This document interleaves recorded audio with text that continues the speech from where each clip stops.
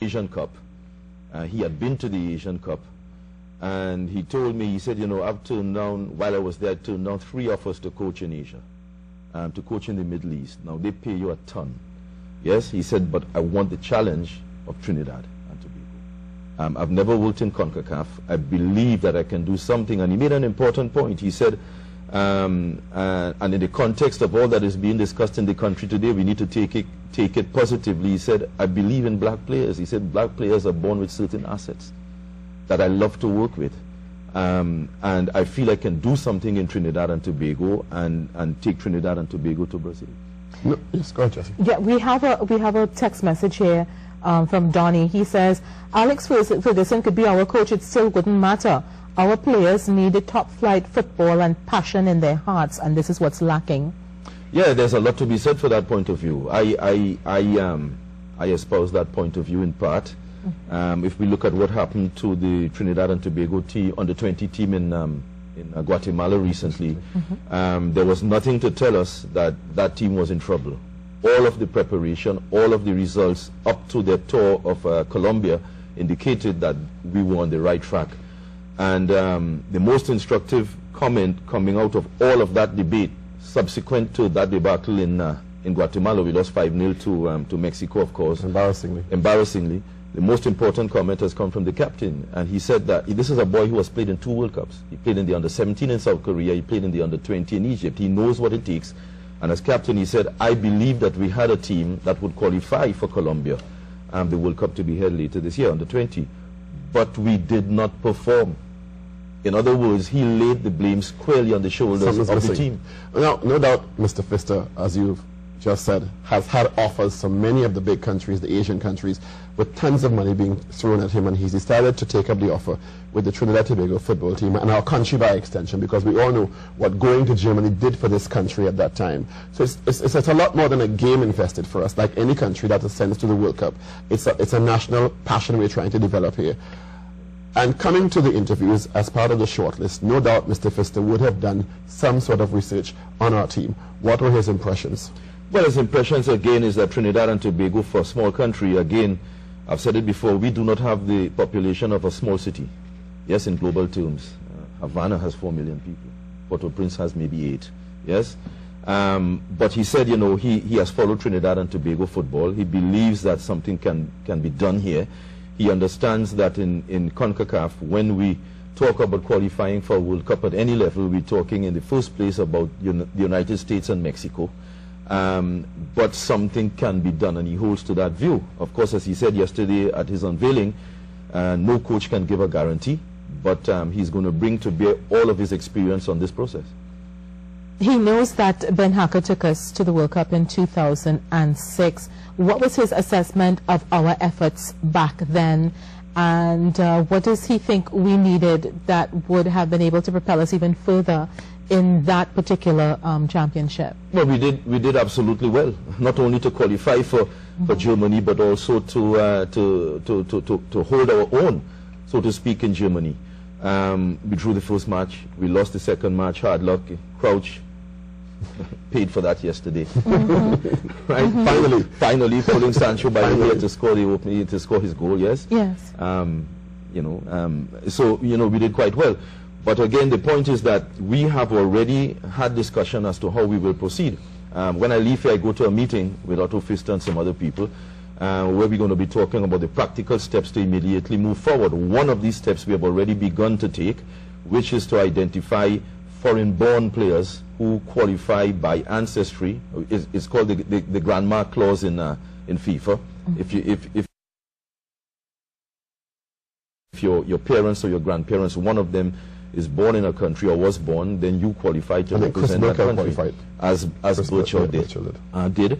We have already identified 8 players, English-born players from important clubs, whose names I will not mention for the obvious reason. So we're looking outside. We're looking outside. In terms of Mr. Pfister accepting this role to move us forward, hopefully to Brazil 2014, no doubt, what type of role did Austin Jack Warner, as one of 4 FIFA vice presidents, play in him accepting this decision? None. None? None. This is absolutely the truth. To work with a sitting vice president's country? Yeah. When I was given, as I said, the responsibility to drive this process forward, to engineer it, I sent out feelers to all my contacts across the globe. I also have FIFA links, and lo and behold, Pfister's agent approached me. He said, "Listen, Otto Pfister, if you follow global football, you know Otto Pfister, but I didn't expect that he would be available." He was. His agent approached us, and we began the talks. Mr. Warner was not involved in any of that, and he never for a moment attempted to influence the decision. When we arrived at this decision, and we put it to the executive committee, then it became evident that they know each other, but really he never influenced the process. I want to go back to what you just revealed about having identified 8 players for the national team via the grandma clause. What does that say for the nationals here at home who are desirous of playing for their country? What is Mr. Pfister's assessment of that? Let us be honest. We do not have the quality here at home to qualify for the World Cup. That's a very profound statement. Yes, it is. Well, why do you say that? Because to me, I mean, everyone looking on here now saw that we had the quality 2006, this is 2011 now. Was there no developmental process put in place to build on that momentum when we went to Germany since then as an official of the TTFF? Yeah. This is an excellent question, or 2 excellent questions, really. The truth is that what allowed us to qualify for 2006 was the wealth of experience that Trinidad-born foreign-based players brought to the team. The numbers of our players playing abroad have decreased since 2006. Lawrence is gone, etc., etc., etc. Yes, we do not have those numbers anymore, and therefore we need to supplement the local talent. But the fact of the matter is that the local talent, the talent that plays in Trinidad and Tobago, does not play on a day and train, importantly train, at an adequately high level. Local football is in such an abysmal state, from the tiny tots to the colleges level to the pro league to the under-20s to the national senior team, that we really don't have that talent pool. When compared to top international environments, yes, that is a fact. If you compare the Professional League of Trinidad and Tobago to the Professional League of the United States or Mexico, we're not in the ballpark. That's shattering the hearts of Trinidadians. We're not in the ballpark. So what about all that work that was done with these incubator teams, the under-15s, the under-17s, the under-19s, all of those teams over the past 5 years? What about all that work that was done with those hatchlings? Yes, exactly, and that work is ongoing, and that work has to be done. But again, I repeat, there is a difference between the player who's put into a national team and work done with him over a couple of years. When we're talking about age group football, we bring a boy in at 15 years maybe to prepare for an under-17 tournament. But work of an adequately high level, quality work is not being done on a daily basis with that player in his club. Yes, if we compare the team, the Mexico team that gave our boys 5 the other night to our team, these players come from first division clubs. They train and live professional football in a quality environment every single day. And the difference between our boys and theirs is not necessarily talent, it is daily preparation.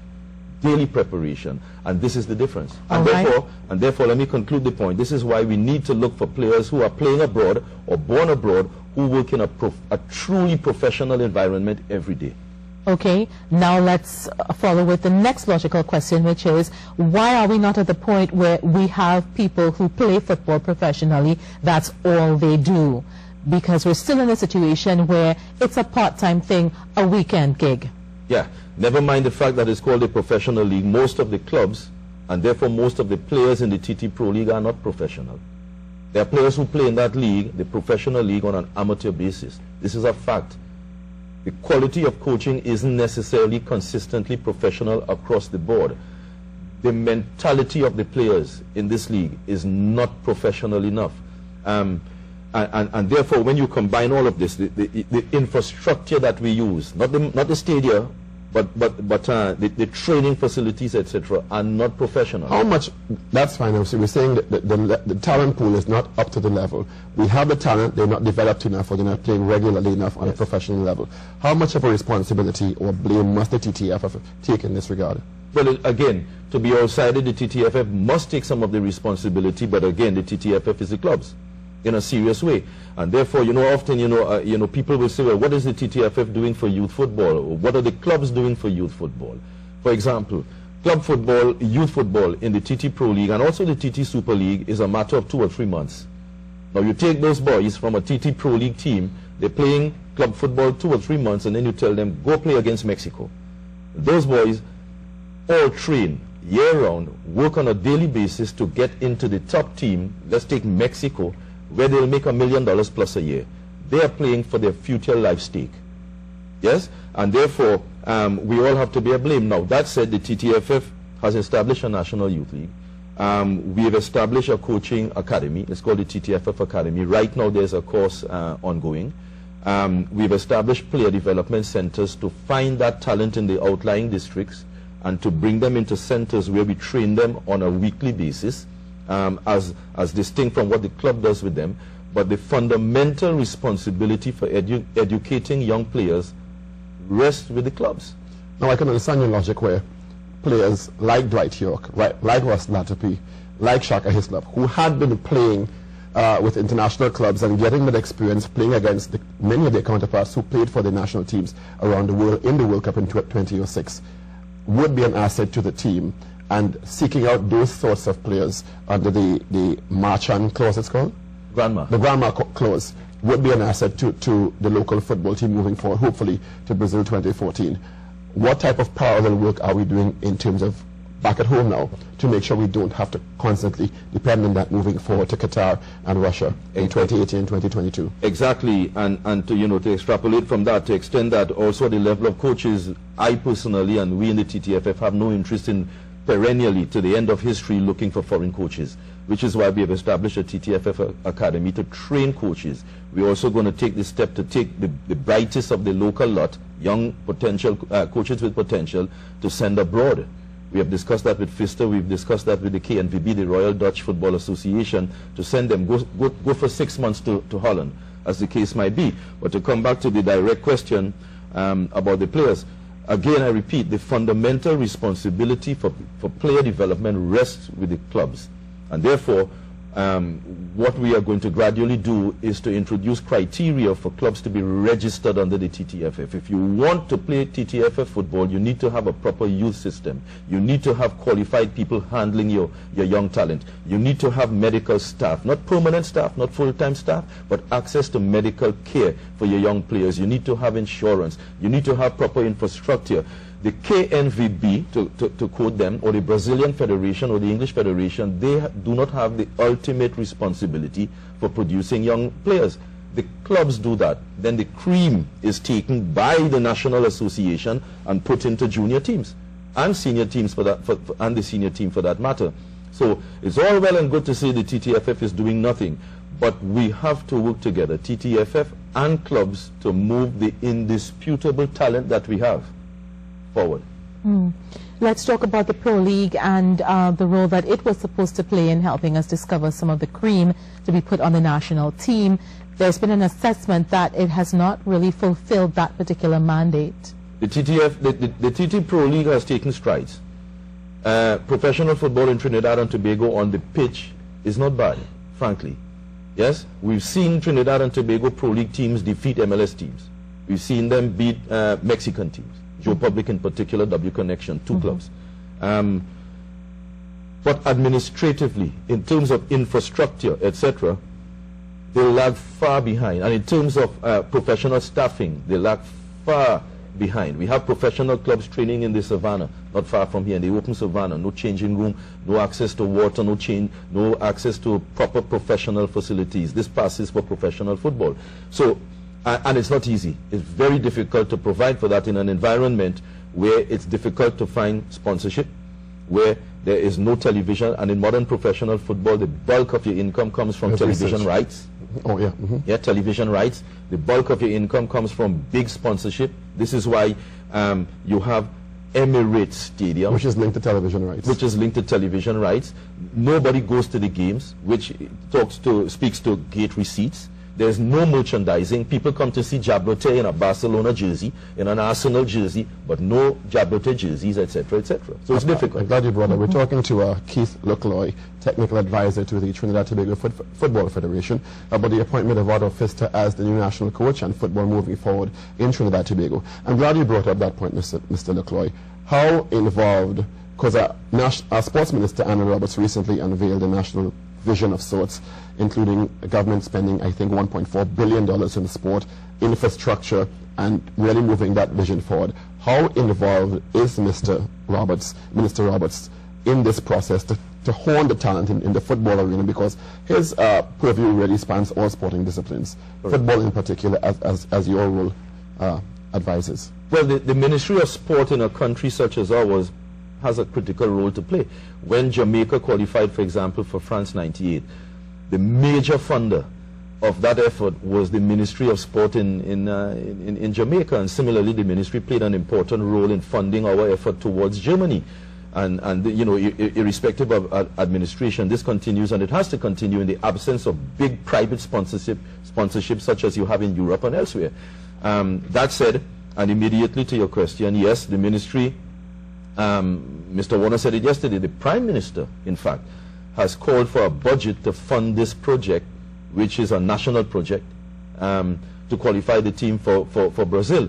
And beyond that, as policy, the ministry, as you said, has devoted 1.4, almost 1.5 billion dollars. That's a lot of money in any currency, to develop infrastructure and to pay for sports programs. So an infrastructure is a dire necessity to develop top-level sport. In Trinidad and Tobago, football is the most popular sport by participation and by national interest, with due respect to the other sports, and we love them all. But the truth is that I am from Arima. In Arima, there's nowhere to play football. Let me ask you an inappropriate question. How much is Mr. Pfister costing this country? Or the TFF? That's right.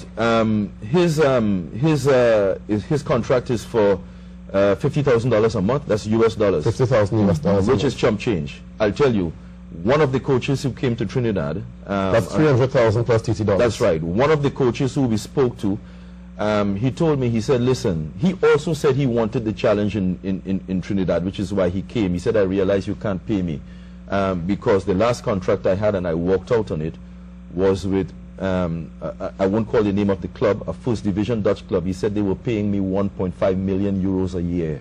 And I walked out on them because the board made promises to me that they didn't fulfill. 1.5 million euros a year. So $50,000 a month for a top-level coach such as this one is chump change. How long is his contract? Well, certainly to the end of qualifying. We qualified to the end of the World Cup. Quickly, what's Startup-E's rule? Normally when a coach comes in, he brings a ton of staff. Pfister has said from the very first day that he's not interested in that. He could bring, 4 people to work with him tomorrow from Germany or elsewhere. He wants to work with young talent. We are going to give him the opportunity to choose who he wants, because in principle, this is his team, and therefore it is his staff. And therefore, over the next days, we're going to define that. We're going to have interviews with a couple of people, and ultimately he's going to decide who he works with. Okay. Well, we're going to have to leave it there. Mr. Look Loy, thank you for joining us on set this morning. Thank you very much. My pleasure. And we can see now why you came in smiling, because things are looking bright for national football. Okay, we're going to wrap up this segment, and when we come back, we talk about